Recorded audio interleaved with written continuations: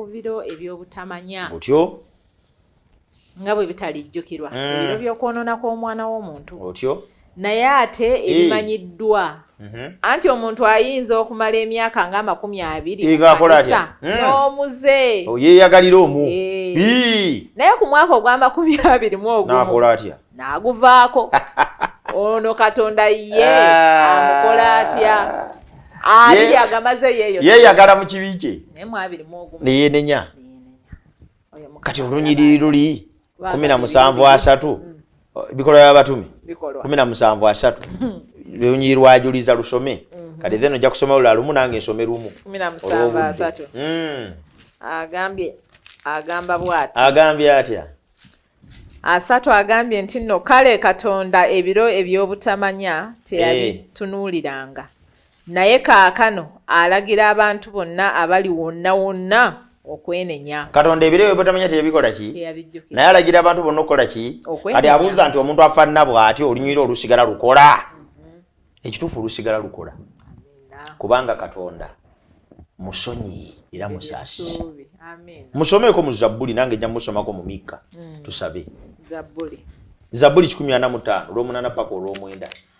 145 olw'omunaana paka olw'omwenda nange nsome wano Mikka 7 145 olw'omunaana agambye Mukama wa kisa ajjudde okusaasira otyo alwawo okusunguwala era waakusonyiwa kungi. Mukama wa kisa ajjudde okusaasira alwawo okusunguwala waakusonyiwa kungi. Soma ne Mikka bw'onaatuukawo amangu. Mikka 7:18-19 gye badde ntuuseewo naye k'otusomere.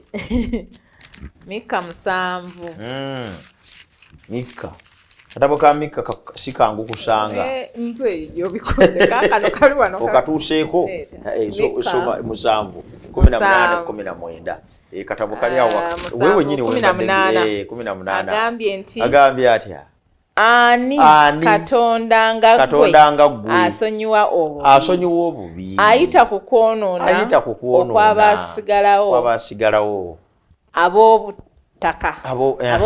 ab'obutaka bwe talemera mu busungu bw'emirembe gyonna kubanga asanyukira okusaasira.